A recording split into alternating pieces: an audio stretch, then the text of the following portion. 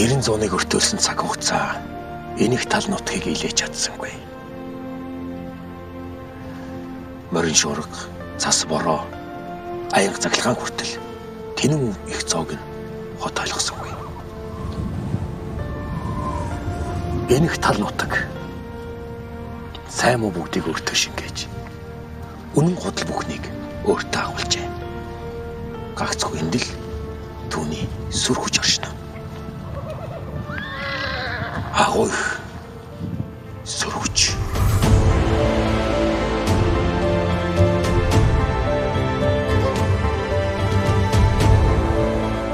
Нүүдлийн иргэншлийн томоохон төлөөлөл болж дэлхийн түүхэнд бичигдсэн монголчуудын дунд загалмайтныг игдэх Христийн шашин онцгийн хэдэн үе шаттайгаар дэлгэрсний түүхэн улмөр тал нутгийн зах хязгаараас уул хадны дурсалт зураг археологийн олдруудаарч илэрдэг.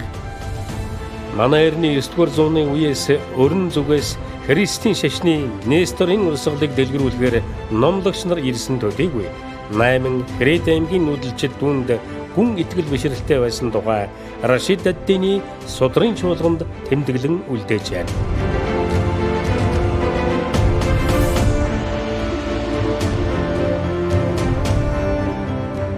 Нэмэх тэмдэгч гэж байгаа загалмаач гэж яриад байгаа энэ тэмдэг бол хүн төрөлхөөдний хувьд маш эртээ өссөн.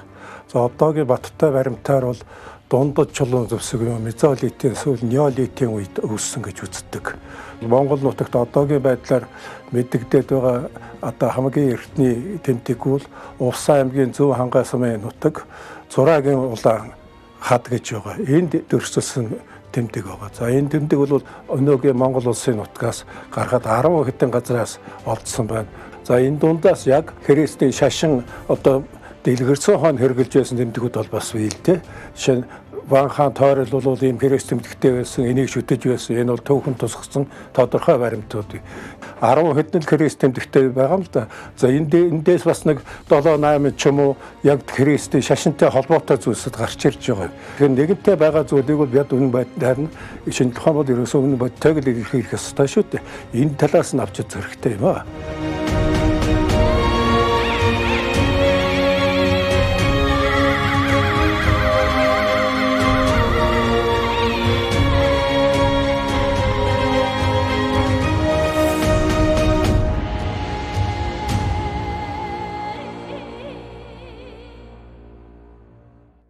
Нестрийн шишиг яагаад орон зүгрүүд илгэрвэ гэдгийг авч үзэх юм бол бас 6-р зуун, 7-р зуунаас ахуулаад Арабын Мухаммедийн шашин хийхэд дэлгэрэх болсон.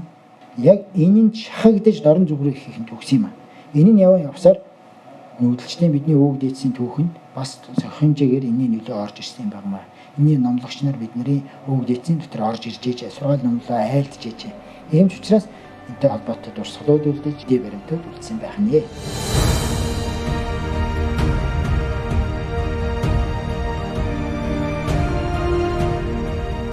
Нестор гэдэг маань бол нөгөө Христийг номлогч хүн шүү дээ.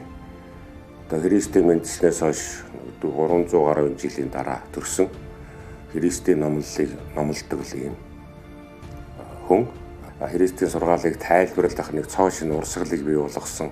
Түүнээсээ болоод тэгээд өөрийнхөө тэр нутаг Христ үтгэгчдийн нутгаас шахагдж гарч ирсэн юм байна.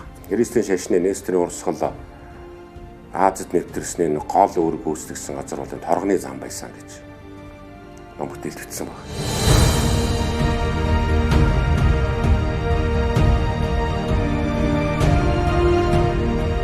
Торгоны замаар дамжин орж ирсэн Христийн шашны Несторын урсгал нь одоогийн Багдад хотод төвтэй байсан бөгөөд Аз Европыг холбосон газар зүүн хувьд ашигтай газар нутагт байрлаж байсан юм.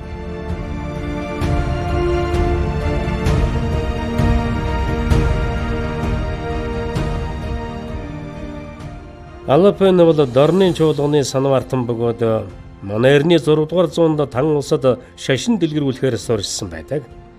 Манай эртний 6-аас 8-р зууны үеийн тан улсын түүхээс харахад тэд томоохон хотуудад шашин дэлгэрүүлэх үйл ажиллагаагаа амжилттай явуулж олон тооны итгэгч нартай болсон тухай бид түүхээс харж байна. Гэхдээ тэр олон тооны Христэд итгэгч нар бүгд хятад үндэстнүүд байсан уу? Эсвэл өөр үндэстнүүд байв гэдгийг судалсаар байна. 10 дугаар зууны үеэс бол одоо хүрээнд 8 онгууд зэрэг эртний Монгол овг аймагуд анхлан христийн шашны энэ Нестор урсгалыг хүлээн авч дагаж бишрэх болжээ. За энэ талаар бол түүхийн сурвалж бичгүүд бол хангалттай байна. За тэр ч байтугай энэ археологийн зарим дурсгалууд одоо бидний үеийг хүртэл хадгалагдж үлдсэн байх юм аа.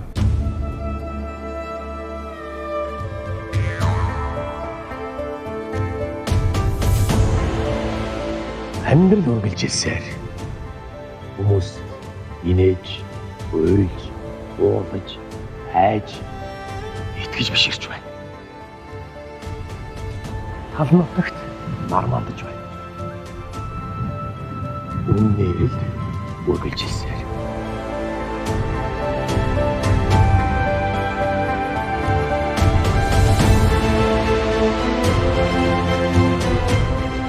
Несторчууд бол манай эртний 5 дугаар зууны хамгийн том чуулганы нэг Константинопол хотын тэргүүн бишоп Несторыг дагагч Христийн шашны бүлэг юм аа. 6 дугаар зууны үед Хятадын тан улсад дэлгэрсэн бөгөөд төрийн шашин болтлон нутагшсан юм. Тэд сэр хэлээр хүндэтгэл мөргөлөн явуулдаг байжээ.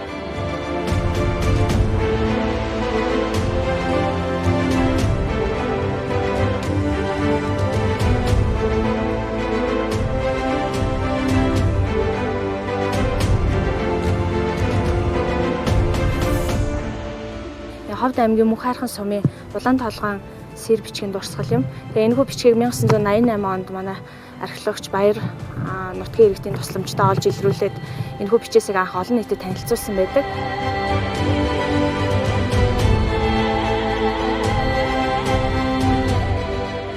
Энэхүү сэр бичгийн дээд талд Христийн шашны загалмай тэмдгийн хэлбэртэй дүрс байгаа нь сонирхолтой бөгөөд дундад эртний Монголын хүрээнд 8 онгууд зэрэг аймагуудын дунд Христийн шашны урсгал нэвтэрч байсан мэдээ баримттайч холбон үзэж болох талтай. 2015 онд Осава, Хүндэв, Сайто, Такахаши нар Хятад сэр 2 бичээсийг тодруулж бичээсийн хэв хуулгыг авч уншиж тайлсан байна. Нэгдүгээр сэр бичээсийн утга нь Библийн хуучин гэрээ номны дуулал 68-ын 5 дугаар ишлэл өөрийн ариун газарт байгч бурхан юм.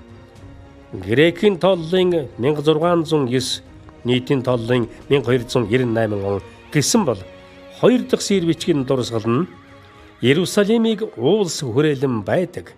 Өдгөөгөөс мөнхөд хүртэл өөрийн хүмүүсийг эзэн хүрээлэн буюу дуулал 125-ын 2 дугаар ишлэлийг сийлжээ. Улаан толгойн сэр бичгийн Хятад бичигт Дадагийн 2 дугаар он 6 дугаар сарын 18 дахь өдөр буюу 1298 оны 7 дугаар сарын 28 гэсэн оныг тод бичээд Гаутоны удирдсан дайны үйл ажиллагааг тэмдэглэжээ. Гаутон бол онгуудын хан Жорж бөгөөд Христийн шашинт хан байсныг тэмдэглэдэг. Эмээс энэ хадны Хятад бичээс мөн адил Христийн шашинт онгууд аймгийн түүхийн нэгэн баримт юм.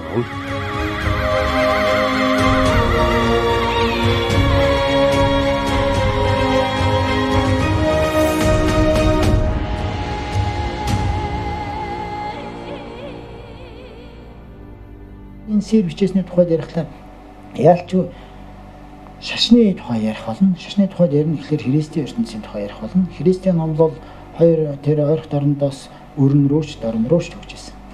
Энэний яг номд бол Христийн сургаал номлолыг дэлгэрүүлэхэд ашиглаж энэ бичээс үүсэж хөгжиж дэлгэрсэн байдаг.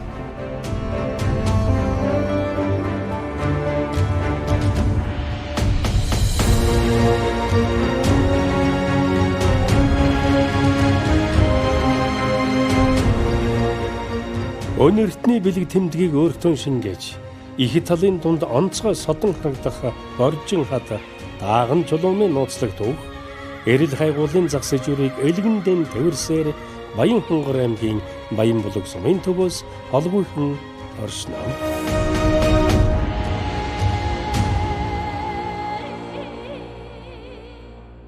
Энэхүү дурсгалын онцлог бол дөрвөлжин тэмдэглэгээтэй Несторын урсгалын загалмай тэмдэг байдгаараа онцлогтой мөн чулууны иргэн тойронд байгаа 80 орчим одоо дугуй цохилтууд бол бас энэ чулууны дурсгалыг сонирхолтой болгож байгаа.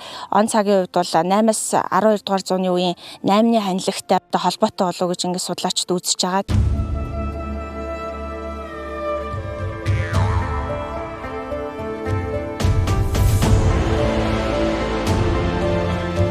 Несторын шашны нэг онцлог нь Христ тэмдэглэгийг тойруулан чимгэлсэн үрлэн модууд байдаг юм. Энийг нарны хүрд хэмээн дээдэлж дахин шүтдэг байсан нь олон түүхийн олдруудаас харж болох юм.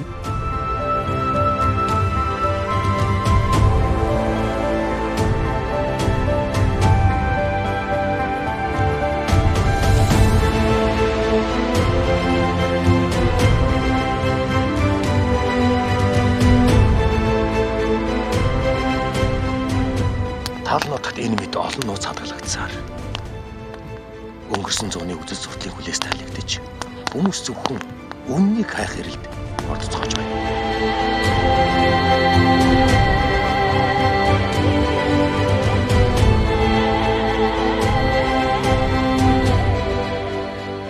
Баянгөлгийн аймгийн Сагсай сумын нутаг Дайн нуурын эрэгт 6-аас 8 дугаар зууны үед оршин тогтнож байсан Эрдэнэ төрөг улсын түүхэнд толбогдох нэгэн хүн чулуун хөшөө байдгийг нутгийнхан Баян хөшөө гэж нэрлэдэг. За энэ бол нийлээ нарийн хэстэй хүн чулуунд орж хазагдсан нүүр амны хэлбэр хүн дүрсэлж байгаа энэ хэлбэр эмэг чихний хэлбэр эдэр бол маш нарийн хэстэй ийм чулуунд дурсгал байж байгаа. Нийт хүн чулуунд ерөнхийдөө давтагддаг энэ зураглал бол энэ байхгүй. За мөн одоо энгэрийн зүйлт нь бол маш ховор тийм олон тохиолддог одоо зүйлт дурсгалын хэлбэр биш учраас хийцээрээ бол бас судлаачдын анхаарлыг татж байгаа. За Баянбаатарын гүшүүн энэ хүзүү цээж ингэрт одоо зүүсэн дүрслэл нь шууны хэлбэртэй маягийн дүрслэл байгаа. За энийг одоо юу байж болох талаар бол археологчд бол янз бүрийн санал гаргасан байдаг. За энэ дотроос бол Монголын археологч доктор сэр бодж байгаа бол анх эртний түрэг хэлт аймагуудын дунд Христийн шашин дэлгэрч байсантай одоо холбож үзэж за энийг бол загалмай тэмдэглэгийн нэг хувилбар байж болох юм а гэсэн саналыг бол анх төвшүүлсэн байдаг.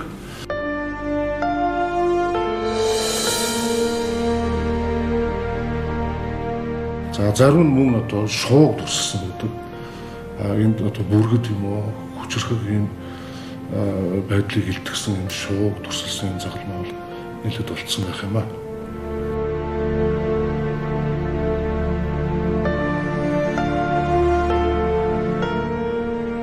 Баянбаатарын хүн чулууны энгэр дэх шууны дүрстэй яг ижил хүрэл шуун загалмай бүгд найрамдах хятад ард улсын өвөр Монголын өөртөө засах орны үндэсний түүхийн музейд хадгалагдаж байна.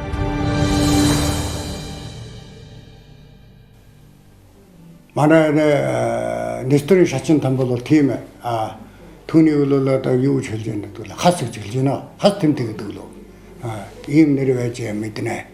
Тэр бол энэ манай энд бол яг жинхэнэ нэр нь бол ямар юм бэ? Манай энд одоо 10 дэлгэрж байна. Одоо өстөр яваарыг байж мэднэ. Одоо морин тамгаа тэнгэр тийм хөхтэй хийдэг. Тэгвэл одоо морин дохом ширдэгтэй бүр юм ойдог. Тэгвэл манай захар хүн одоо эрхүүдийн Несторын шашны шүтдэг хүн бол өгчий яахан хэлэрэн дээр маань хөр дээр бол тэрний зурд тавьдаг. Энэ юмэжин сая дэдхийн өгсөн хүн тавьж ингэж бомбалдаг. Иймээс ахын хэлээ энэ нэг ямар гэдэг нь бол одоо Несторын шашны бүлэгтэнд авч ижүүл орхигдож болох шиг байна гэж үйл байх мэн л.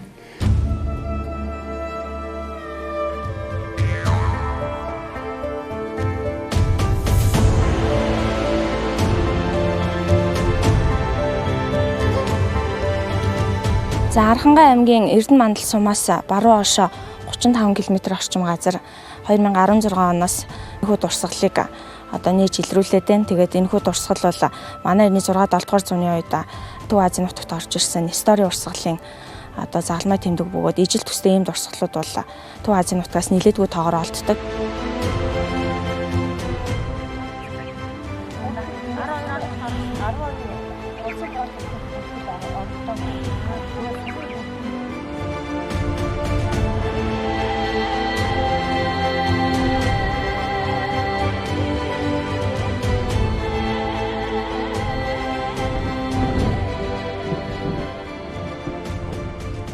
Одоогийн Булган аймгийн нутаг Намнан уулын Сүүжийн даваа гэдэг газраас олсон 780 оны орчимд холбогдох рууны бичээст Уйгур хааны Нестер шүтлэгт нэгэн түшмэлийн тухай өгүүлсэн бичээсийг олж илрүүлсэн тухай Рамстедийн тэмдэглэлд үлдэж байна. Рамстед тэгээд ханд бангийн хүрээнд айлчилж Монголын Алтан уургийн ноён ханд бангаас түүний нутагт байгаа төгс дурсгалын соёлын олдууруудыг судлах талаар санал хүсэл тавьж исэн. Тэгэхэд бол ханд бан бол шууд тгий та судал яв гэсэн ийм зүйлийг бол бас хэлээгүй байсан, бас бодол хийлж исэн.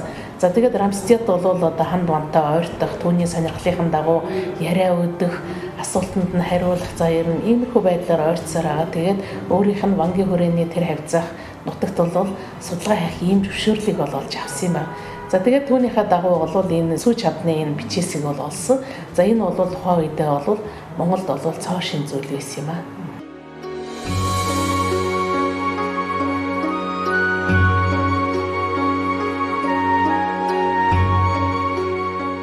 Харин түүхэнд Хэрэдийн түүхэн нэр нь үлдсэн хамгийн эртний хаан бол Маркус юм.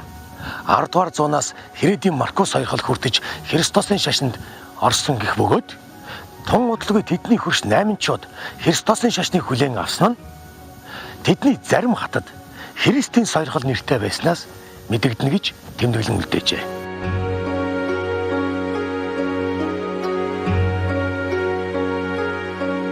Хэрээд аймгийн өвөг дээдэс болох Маркус хаан гэж түүхэн тэмдэглэгдсэн хүн Константинополд очиж Христийн шашныг хүлээж авсан тухай бас зурс мэдээ байдаг. Христийн шашны маш эртний хэлбэр болох тэр Нестрийн урсгал бол ингэж монголчуудын дунд тэр цагаан татаруудаар бас дамжиж төгөж дэлгэрч ирсний жишээ нь Хэрээд болоод 8 мэргэд нарт бас энэ шүтлэг тодорхой хэмжээгээр уламжилж байжээ гэж үзэж болох баримтууд хадгалагдаж үлдсэн байна. За тэгэхээр Хэрээд аймгийн ноёдууд хаадын ухааныхан хатад гүнж нар энэ Нестрийн шүтлгийг бас шүтэж байсан зарим баримтаар хожмын баримтуудаар бол тодорхой харагддаг юм.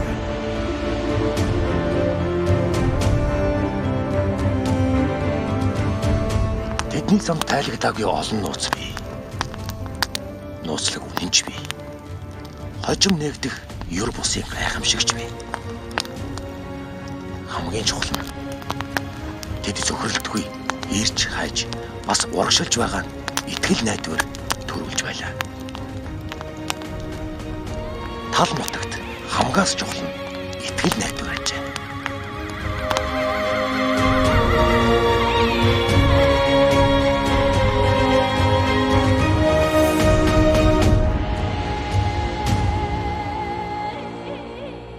За Монгол орны өмнөд нутгаас олдсон Христийн шашны түүхтэй холбогдох өөр нэгэн дурсгал бол өмнө Говь аймгийн Номгон сумаас олдсон бүрэн оршуулга байгаа. Тэгээ энэхүү оршуулгыг 2008 онд Монгол Улсын их сургуулийн археологи экспедиц малтаж тухайн үеийн Христийн шашин шүтдэг эмэгтэй иж бүрэн дурсгал болохыг баталсан байгаа.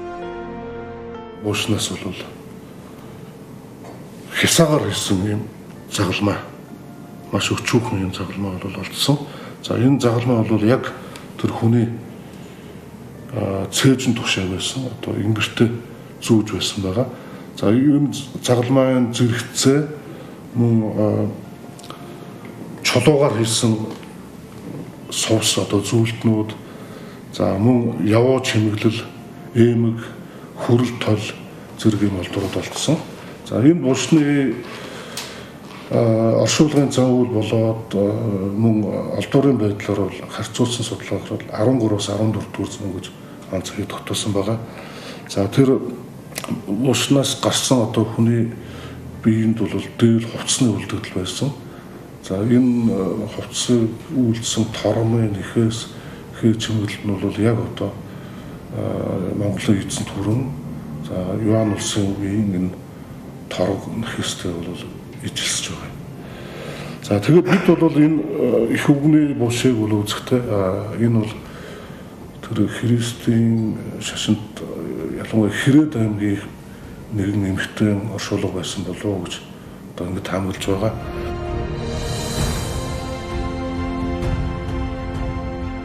Мөн Дорнот аймгийн нутаг дах нэгэн булшнаас 13 загалмайн дүрс бүхий чимэглэлтэй мөнгөн аяг олсон нь 12-оос 13 дугаар зууны үед хамаарах өвөрмөц олдвор юм.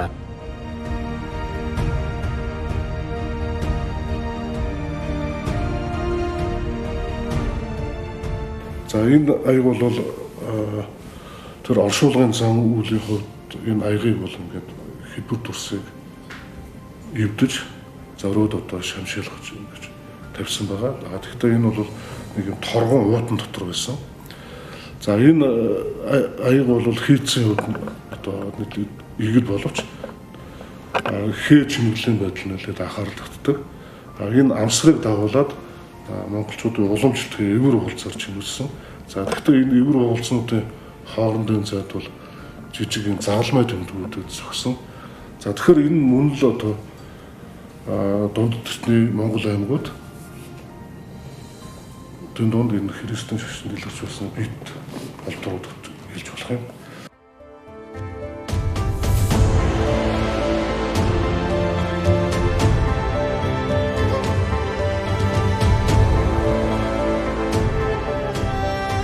Өмнө аймгийн Номын сумын нутаг дугаар заставын Бүдүү модны гол хэмээх газраас олдсон Христийн шашны түүхэнд холбогдох өөр нэгэн дурсгал бол Титэн маягийн дүрс юм.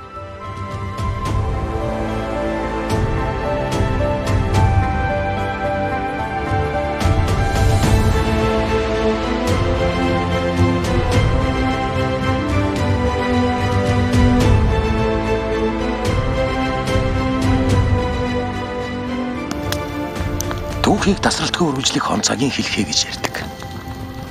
Тэгвэл түүх он цагийг тасралтгүй хэлхэн үргэлжилж байна. Итгэл найдварын ярилж ялгаагүй.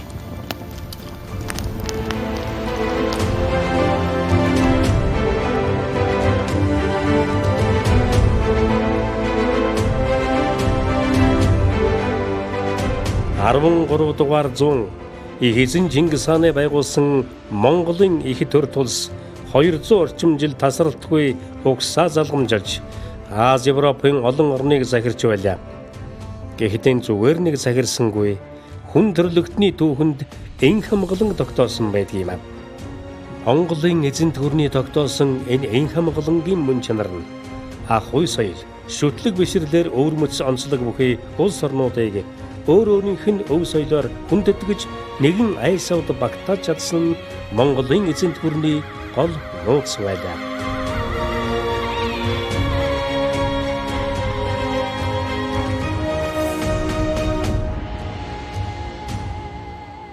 Монголчууд зөвхөн байлдан давааллыг хийж байсангүй тухайн улс орнуудад өөрийнх нь шүтэх бишрэх эрхийг нээж нээлттэй явуулж өөрсдийнх нь ахуй соёлыг өвлөн залгамжлуулж өөрсдийнх нь улс оронд шин соёлын бүтээн байгуулалтуудыг хийлгэж байсан. Персийн ертөнц буюу лалын шашны ертөнц, Алтан ордон, Христосын одоо шашны ертөнц тулс орнууд, Замун дорн дахны даосизм күнзийн сургаалтнуудын ертөнц, энэ бүгд бол нэгэн дээвэр дор энэ хамгаалан орчин тогтнож байсан тэр түүхэн цаг үе бол 13 дугаар зам.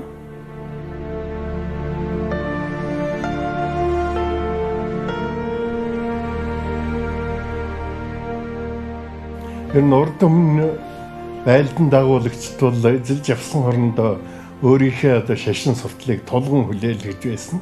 Харин Чингис хаан бол тэр тухайн орны шашин шүтлэгт хүндэтгэлтэй хандаж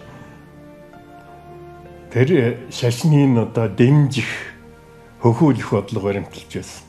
Энэ бол одоо дэлхийн хэмжээний эзэн тулс байгуулахад бол нэг гол одоо хүчин зүйл болсон гэж үздэг.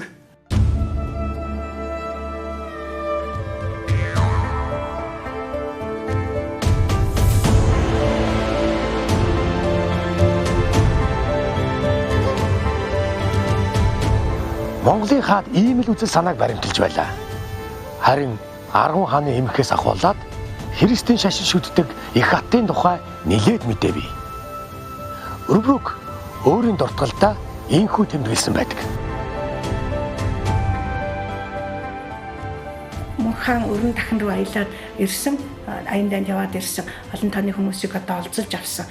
Түүний дотор Вилгельм Бүшэ алдарт уран дарахныг ээж нь одоо гуйсаар байгаад түүнийг авсан гэсэн мэдээ болоод.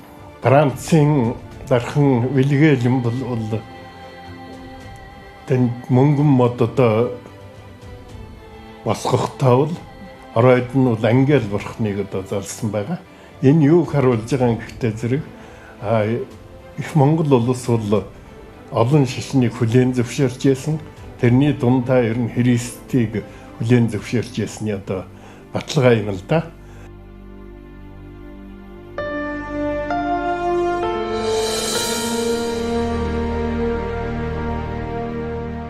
Соргогдсон мэхий хатан төрийн хэрэг явдлыг үнэн шударгаар явуулж байсан тухай Жувенигээс ахуулаад маш олон түүхчид тэмдэглэн үлдээсэн байдаг. Түүний нөлөөгөөр том хүү их хаан мөнхөнч Христ итгэгч хүлэгтэй хэмээх охиныг хатанд өргөмжилсөн байдаг.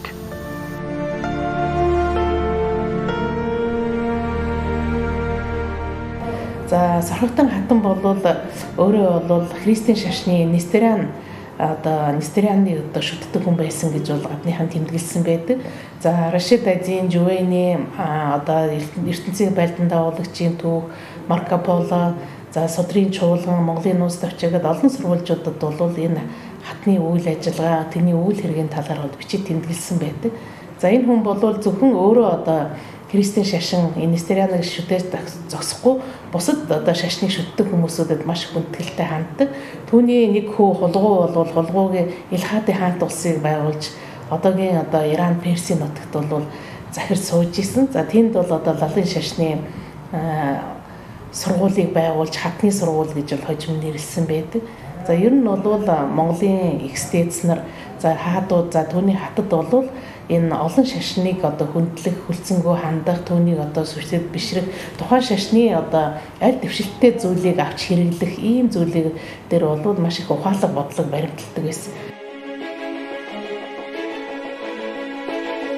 1145 онд загалмайтны 2 дугаар аяндаа лалан ертөнцийн эсрэг бэлтгэгдэж байх үед Европ дахина Христ итгэлт хүчрхэг нэгэн хаан дорн зүгээс морилон ирж байгаа тухай цуу яриа анх удаа гарсан байдаг. Тэр хааны нэрийг Престер Жон гэдэг ажээ.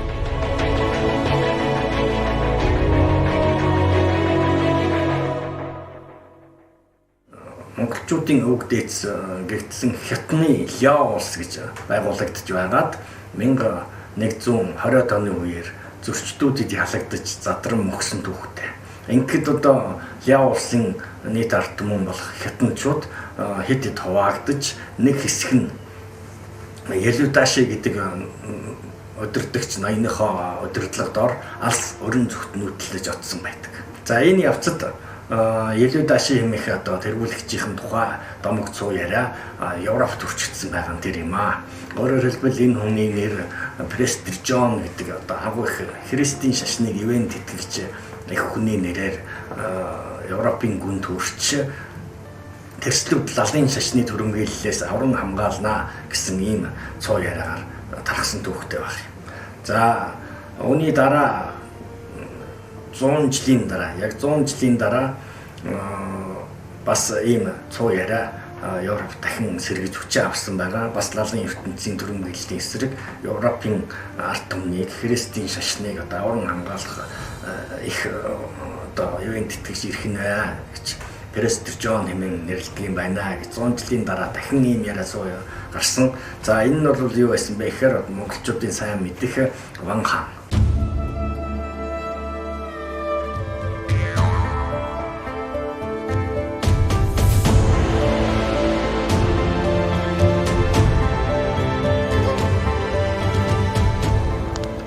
Дугаар зууны түүхэнд хамгийн нөлөө бүхий өөрөг гүйцэтгсэн Ван хаан тойрол. Тэр үнэхээр Престер Жон бол түүхийн олон эдрээ тайлагдж мэдгий. Эртний домог гэж үзсэн түүхч үнэн болж хувирна.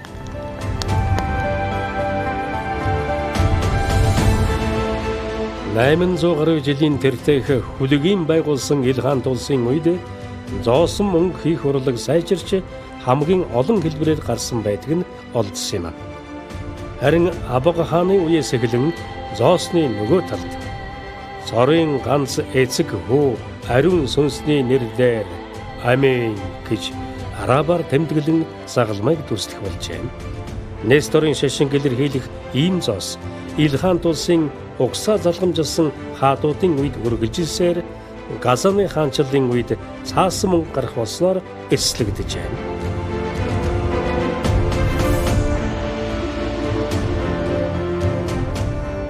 Тэгэхээр энэ бол юу харуулж байгаа юм Абага хааны үеэс эхлээд Монголын хаадуудад Монголын эзэнт улсын эрх мэдэлтнүүд бол Христосын шашныг зохион нөлөө үзүүлсэн бол таарна.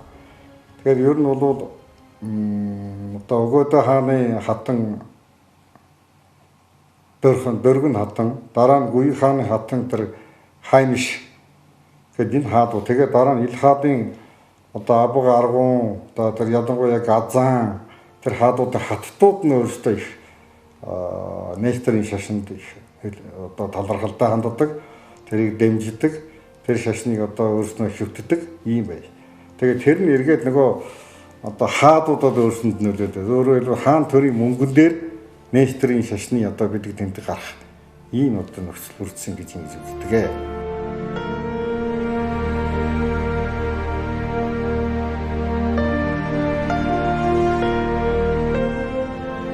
Тань самуу үл ойлголтын хатуу ширүүмжилүүдэд тэд ийм нууцлаг байдлаар итгэл найдвараа заламжуулан үлдээдэг байжээ.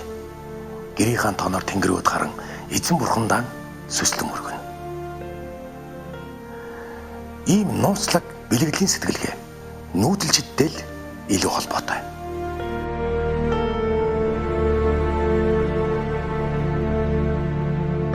(1220 онд Жүндүү буюу одоогийн Бээжин хотод нэгэн хөвгүн мэндэлжээ. Онгууд овгийн язгууртан Христ итгэлт эцэг эх нь түүнийг Бар Савма буюу Мацгийн хүү гэж нэрлэжээ. Савма 20 орчим насндаа санваартан болж Раббан гэх золыг авчээ. Эдүгэ судлаачид Раббан Савмагийн Фаншан уулан дахь даянчин оромжигч олсон байдаг. Rabban Sama was a Mongol ambassador. Раббан Савма бол ил хаан аргунаас Францын хаант улс Ромын пап дэлгэрсэн Монголын элч байсан юм. Өөр нэг судалгааны баримт бол Фаншан уулын загалмайтай чулуу юм. Фаншан уул бол Бээжингээс холгүй оршдог бөгөөд тэнд загалмайн тэмдэг үхээ чулуу олсон нь одоо болтол судлаачдын анхаарлыг татсаар байна. Near to Beijing.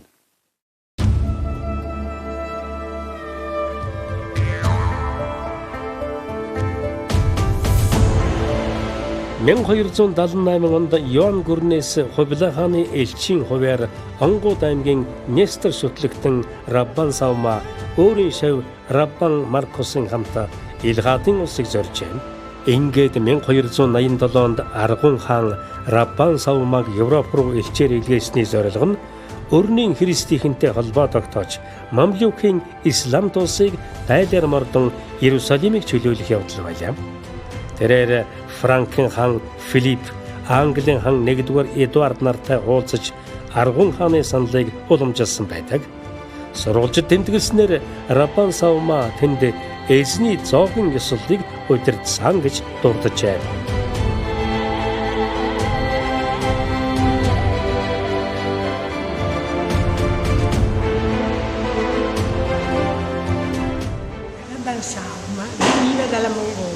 Энэ газрын нэр Базилика ди Сан Джованни.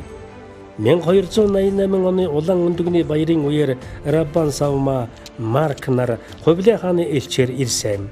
Тэднийг элчээр илгээсэн шалтгаан бол пап болон Европын хаадуудтай уулзаж Иерусалимыг эзлээд байсан лалын шашинтнуудыг дарах улс төрийн зорилготой байсан юм. Раббан Савма Ромд 2 удаа ирсэн. Эхний удаа ирэхэд пап нас орсон байсан бөгөөд хоёр дахь удаахан ирэхэд нь пап 4-р Никол сонгогдсон байлаа. Тэрээр папын зөвшөөрлөөр улаан өндөгний баярын үйл ажиллагаанд эзний зоогийг удирдах эрхийг өгсөн байдаг. Энэ үйл явдал бол Монгол болон Ромын хоорондох харилцааны эхлэл гүр тавьсан үйл ажиллагаа байлаа. Хожим Аргун хаан Раббан Савмыг ихэд хүндлэн элчээр босож ирснийхэн төлөө түүнд хааны өргөөний хаалган тушаа сүм барьж өгсөн гэдэг.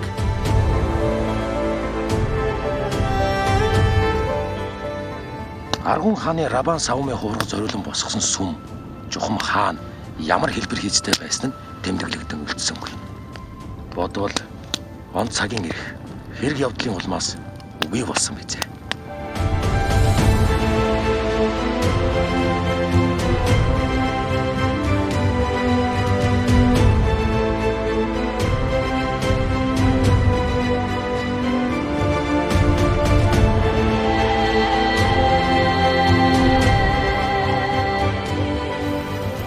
Дугаар зууны сүүл үеэс монголчууд оюун санааны хорионоос тавигдлаа.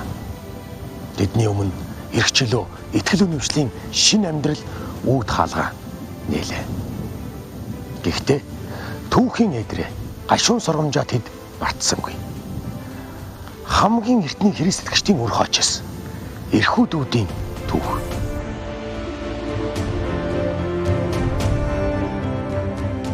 Эрхүүд овгийнхны үр хойчос өдгөө Өвөр Монголын Өртөн зас хорны Ордос аймгийн Үүшин хошуунд 300 орчим өрх айл оршин сууж байна.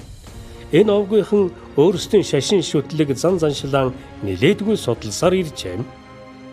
Жүлээ тоон төмөр хаан Бээкингээс ухран гарсан дараагаар Мянган улсын цэрэг гарнооны Монгол цэрэгийн хөөж олонд явж танаас дэлгэрсэн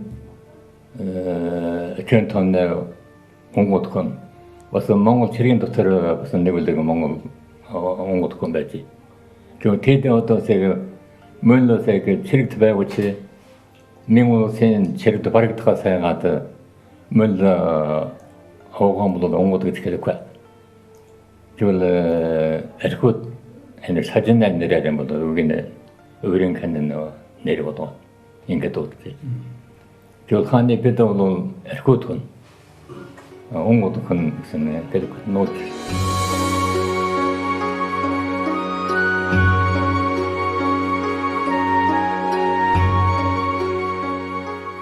Ам болон бусад их сурвалжаар эрхүүдүүдийн өвөг дээдс сорогтон бүхий хатнаас улбаатай гэдэг. Тэгэхээр тэд үнэхээр хамгийн эртний Христ итгэж монголчуудын үр хоочос мөн болж таарлаа. Дэвид.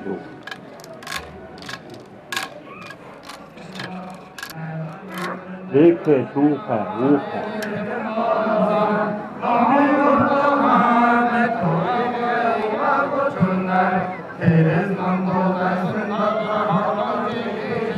Бид одоо ихээр хүүд дээр үеэс нь ихээр хүүд гэдэг нь энэ нь бол хашим одоо манай эрхүүн шашин Монголд орж ирсэн хойд Жухам одоо онгодоор дамжсан юм уу эсвэл 8-аар дамжсан юм уу? Би үгүй 8-аар дамжсан нь бол боломжтой байна.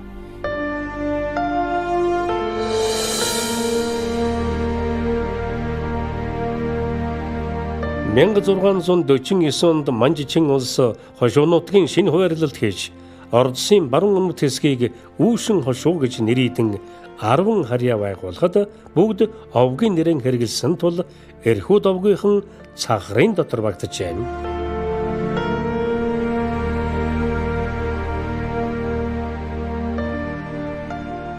Энэ ямар учиртай зураг гинэ? Энэ бол Христ шин шашны зураг. Оройхол 9 тэнгэрээс буугаад ирээд хамаг голонд бол тэр биш та тэр модо тэр ямар модо гэдэг л одоо их тэнгэрийн их хав юу гэдэг. Манай Үүшинд бол 1580-ад оноос бол шарын шашинд орсон. Түүнээс өмнө бол бүр бөөгийн шашинд. Тэгвэл мануу ирсэн ирэхэд бол мануу дахид нь бол бүр энэ нэстрийн шашинд.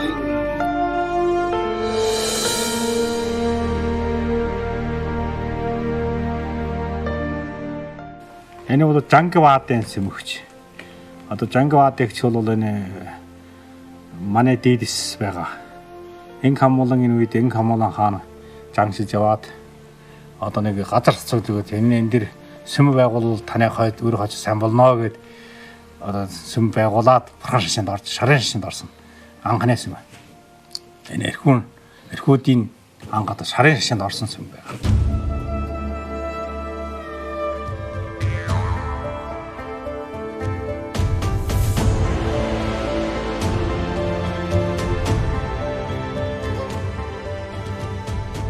Одоогийн өвөр Монголын нутаг ордсын бор бургасанд нутгийн дахилчаар илгээгдэн ажиллаж байсан эцэг Амтаа Мастаерийн тэмдэглэснээр эрхүүдийн шашин суртахуун бол нэгэн зүйлийн нууцлаг ном юм гэжээ.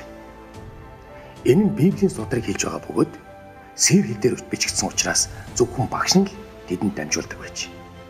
Яванда номын утгыг мэдэх хүн цөөрч зөвхөн шүтээний хэлбэртэй болон үлджээ.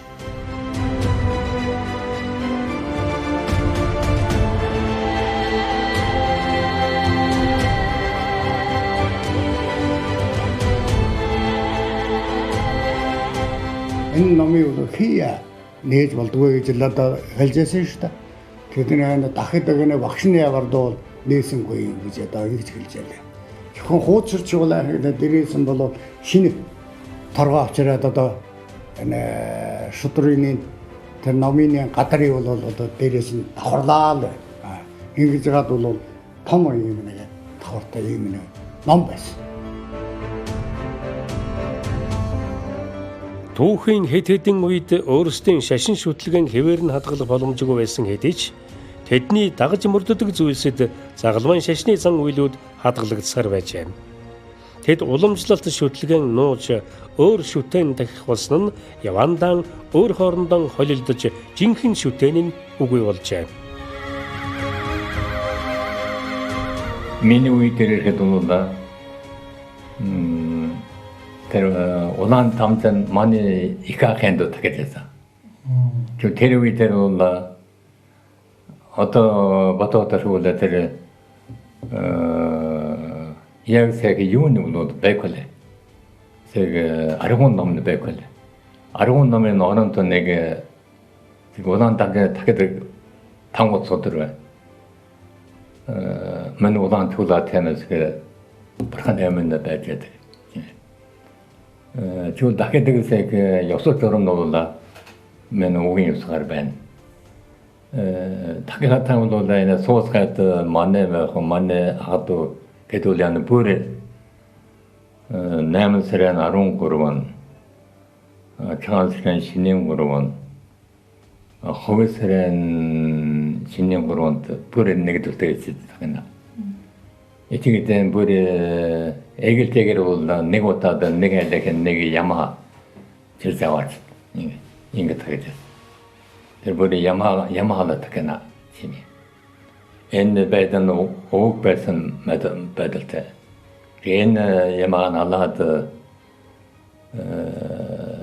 таксан драавор тэр ямаана махен идэцгаад ясын сайхан цагаалаад бүр тэр сонөтэн түлэжсэн. Ийм байлгүй мано биеэр үдээсэн.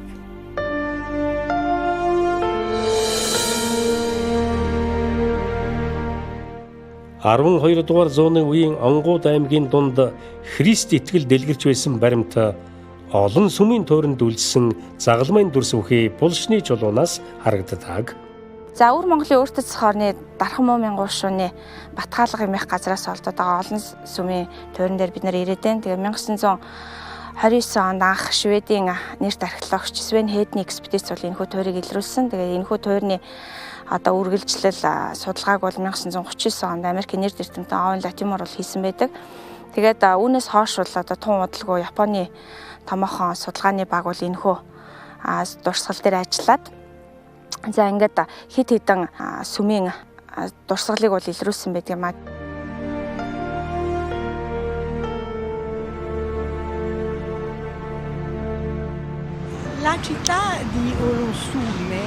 Онгуудууд олон нийслэлтэй байсны нэг нь олон сүмийн хот байсан байна.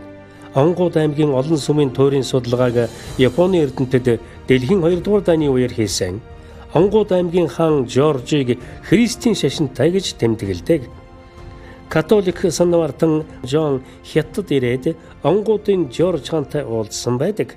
Тэд хоорондоо маш сайн ойлголцсон бөгөөд олон сүмийн хотод сүм барих зөвшөөрөл өгсөн гэдэг.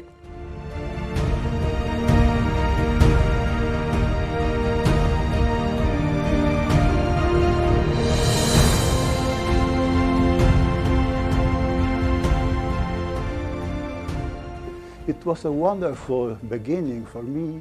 Төв Аз дахь Христийн шашны түүхэн толбогдох түүхийн судалгаа маань миний сайхан эхлэл байсан юм аа.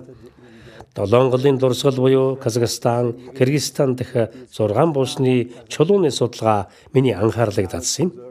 Эдгээр дурсгалууд нь 13 дугаар зууны төгсгөл үеэс 14 дугаар зууны дунд үе хүртэлх цагаатан улсын түүхэнд төдийгүй тухайн үе толбогдох улс төр шашны олон харилцааг судлах боломж өгдгөөрөн ихээхэн ач холбогдолтой юм аа.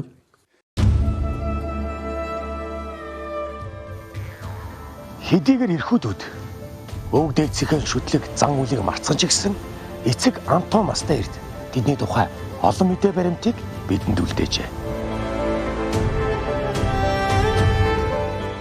Антон Мастарт Христийн шашны сайн мэдээг түгэж үйлчилснээр түүний гавья хязгаарлагдахгүй юм.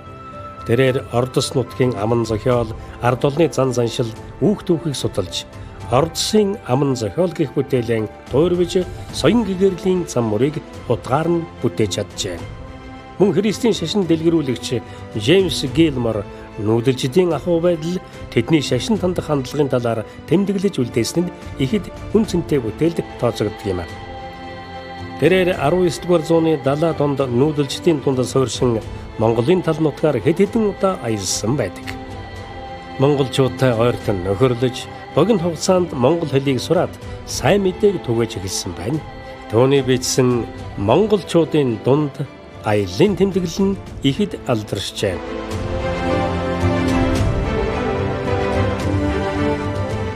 Энэ ном тухайн үеийн Европын уншигчдад монголчуудын тухай олон шин мэдээллийг дамжуулснараа ихэд үнэлэгдэж байлаа. Джеймс Гилморын энэхүү бүтээлийг шүүмжлэгчид жинхэнэ үдсэн харсан туулсан зовлон бэрхшээлээ үннээр бичсэн тул өнөө үеийн Робинсон Крузо гэж үнэлэгдсэн юм.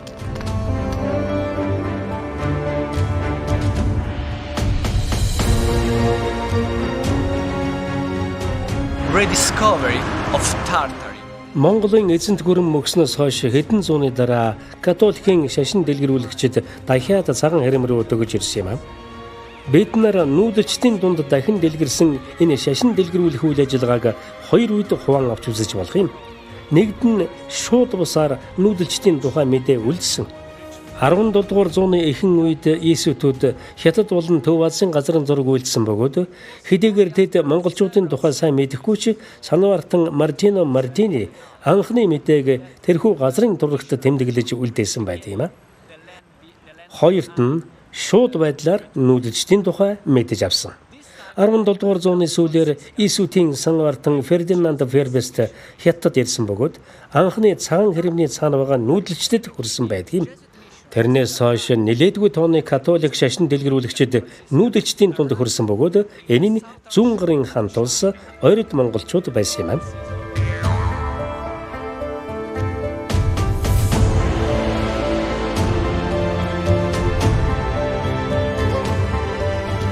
Дундад зууны Монголын эрдний нийслэл хар хором хот 140 жил оршин тогтносны 32 жилд нь Монголын эзэнт улсын нийслэл байлаа.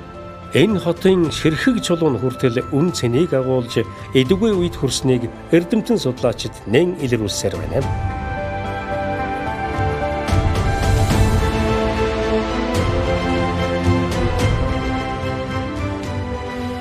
За хар хором хотын археологийн судалгаа бол энэ 2000-аад оны үеэс эхлээд одоо нэлээд шинэ шатнд бол өргөжсөн. За үүнийг Монгол улсын шинжлэх ухааны академийн түүхийн хүрээлэн, за хожим археологийн хүрээлэн болсон. За энэ судалгааны байгууллага бол холбооны бүгдээр Герман улсын археологийн хүрээлэн Бонныг сургуультай хамтарч хотын хэд хэдэн түүхт бол маллагын ажил явуулсан. За энэ дотроос хотын хойд хэсэгт 2006-аас 9 оны хооронд бол маллага хийсэн байгаа. За энд нэг тусдаа нэг барилгын үлдэгдэл бол одоо түүхийн хоёр өөр цагууд холбогдох юм үлдэгдэл олцсон. За тэгэд эндээс гарсан нэг сонирхолтой зүйл бол ханаа шаваасны хэсгүүд байсан байна. За тэр шаваасан дээр мөн одоо үл мэдэгдэх бичээсээр бичсэн юм бичгийн жижиг хэтэрхий хэсгүүд бол алдсан. Тэгээд зарим судлаачд бол үзэхдээ энд бол анхандаа Христийн шашны нэг тахлын газар байсан бол та. Энэ бол тэр Сирийн Странгело бичгийн хэсэг байж магадгүй. Ийм байх хамгийн өндөр магадaltaй байна. За тэгээд хожим одоо Юан гүрний үед энэ одоо сүм юм уу энэ тахлын газрыг зориултыг өөрчлөөд Бурхны шашны хийд болгож ингэж зассан байна гэсэн ийм таамаглал байгаа.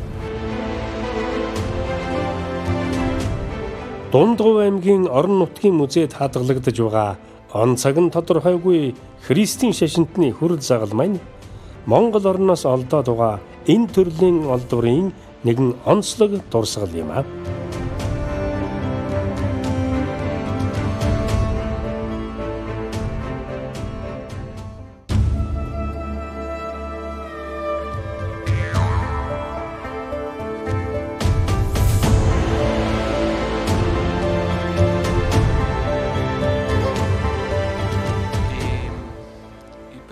Ромын папаас хамгийн анх хар хойно руу илгээгдсэн хүмүүс бол францисканууд юм. Яагаад заавал францискануудыг явуулсан бэ гэвэл Ромд ихэнх христийн шашинтнууд төвлөрч илгээлт хийгдэхгүй байсан учраас хол газар явуулсан нь нүүдэлчдийн нутаг байлаа. Тухайн үед команчуудын нутагаас цааш христийн шашин дэлгэрээгүй гэж үзэж байсан болохоор цааш нь илгээхээр шийдсэн байна. Энэ явуулсан элчвэл Лано Карпини. Түүнийг Христтэй их адилхан царайтай хүн байсан гэдэг. Тэр гүйг хамтай ам хилэн амархан олдсон байна. Тэдний ертөнцийг үзэхүүзэл нэг байсан болохоор өөр хоорондоо ойлголцсон гэж зарим судлаачид үзэх нь бий. Уильям де Рубрук бол Монголд илгээгдсэн хоёр дахь францискан бөгөөд монголчуудын талаар илүү дэлгэрэнгүй мэдээлэл үлдээжээ.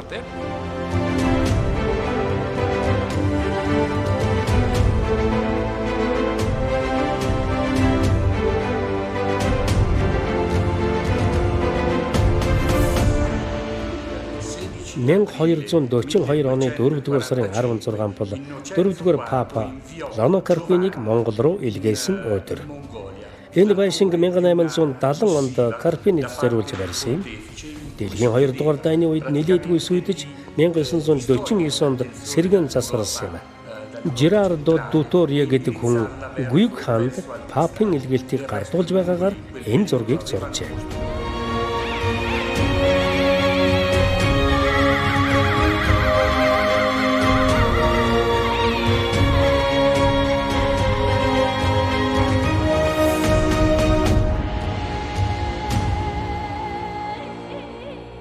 Монгол улс их Юан улсын үеэс эхлээд Бурхны шашныг хамгаалах шашин болгож эхэлсэн юм байдал харагддаг. Ягаад гэвэл Ховлын хаан өөрийнхөө төрийн ордонд төвдийн лав Багмалавыг залж төрийн улсын багш өргөмжлснөөс эхлээд Христийн шашны энэ одоо нийслэлийн урсгалын өөрийгөө оройлох багассан төв харагддаг. За үүний дараа Монголын нөгөө эзэн тулсын задрал за монголчуудын дотоодын улс төрийн хагаралтай холбогдоод энэ шашны үйл ажиллагаа үндсэндээ Монголд үйл ажиллагаанд суларсан.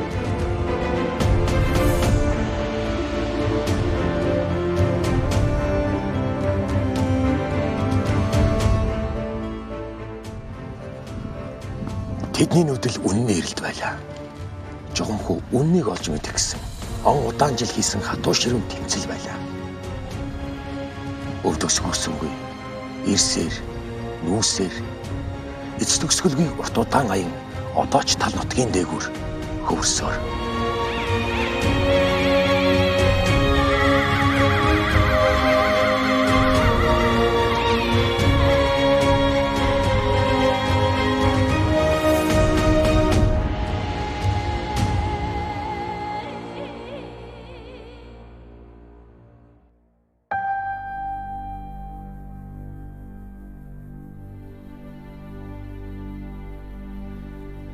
Хожим Монголын тусгаар тогтнол алдагдаж манжин иргэшээлд орсон нь монголчуудын хувьд түүхэн гунигт цаг үе байлаа.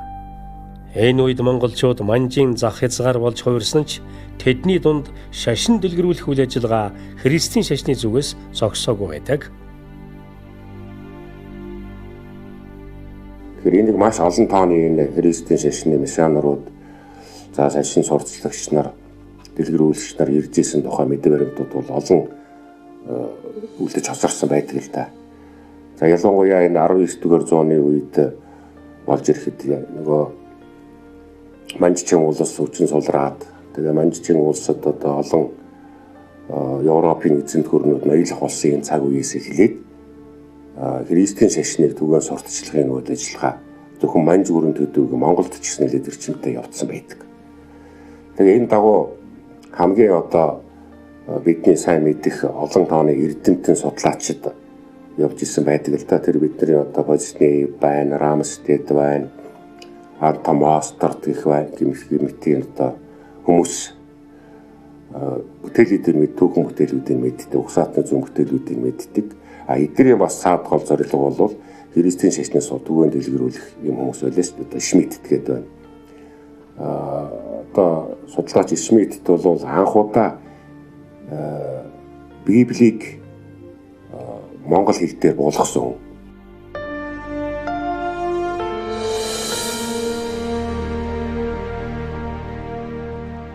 1990-ад оны сүүлээр судлаач доктор Б.Баяр Монголын нууц товчоог Библийн судартай зэрэгцүүлэн хийсэн ажиглалд эмээх судалгааны өгүүлэл анхлан бичсэн нь АРИУН номын мөрөөр хийсэн үнний эрэл байлаа.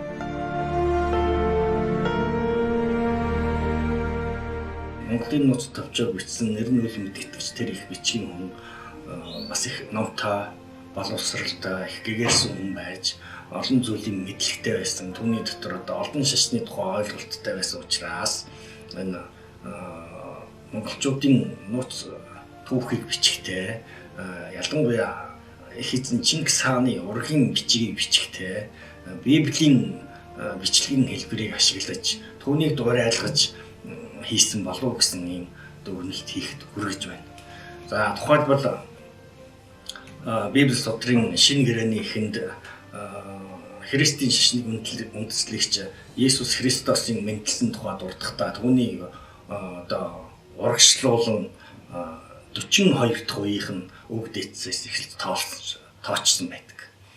За тэгвэл Монголын нууц төвчөнд Чингис хааны удам ухсаа гарлыг тооцохдоо түүнээс урагш 25 үеийн үг дээдсээс наашлуулан тоочж тоолсон байна. Алунгоо их гэдэг ингээд бүртжон гоо марлаас эхлээд ингээд нааш нь тооцоход. Тэгэхээр энэ бол бас бичлэгийн ойролцоо адилхан хэлбэр юм да.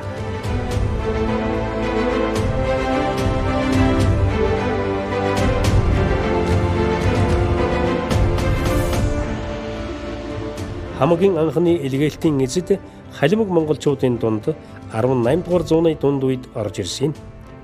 Тэд Моравын ахан дүүсийн нийгмлэг байсан бөгөөд энэ нийгмлэгийн шашин дэлгэрүүлэгч Исаак Яков Шмидт Библийг халимаг хэлд анх болгосон юм. Мөн Лондоны илгээлтийн нийгмлэг Бүрээд Монголоос эхлээд монголчуудын дунд өөрийн үйл ажиллагааг явуулсан бөгөөд Библи орчуулга, сургууль байгуулах зэрэг үйлчлэл явуулж байлаа. Үүнээс гадна Скандинавын илгээлтийн нийгмлэг үйл ажиллагаагаа нийслэл өргөөд явуулж байсан бөгөөд илгээлтийн эзэд Грета Нильсон, Герда Оллен нарын байгуулсан эмнэлэг 1924 оны хүртэл Монголд ажиллаж байлаа. Скандинавын нийгмлэгийн өөр нэгэн илгээлтийн эзэн бол Франц Аугуст Ларсен бөгөөд Британий гадаад Библийн нийгмлэгийн Монгол дахь төлөөлөгчөөр ажиллаж Японы Йокохамада Монгол Библийг хэвлүүлж байлаа. 20 дугаар зууны ихэнх үед тэрээр Монголын тусгаар тогтнолын асуудлаар улс төрийн түүхэн онцгой үүрэг гүйцэтгэсний учир Богд хаан түүнийг гүн цолоор шагнасан байдаг.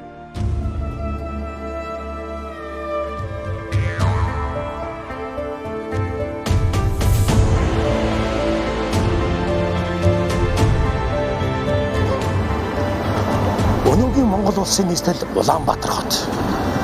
Эртний эзэнт гүрний агуу нийслэл хар хорин хотын адил. Өвөг дээдсийн хэн шүтдэг олон шашныг нэгэн дор орших боломж.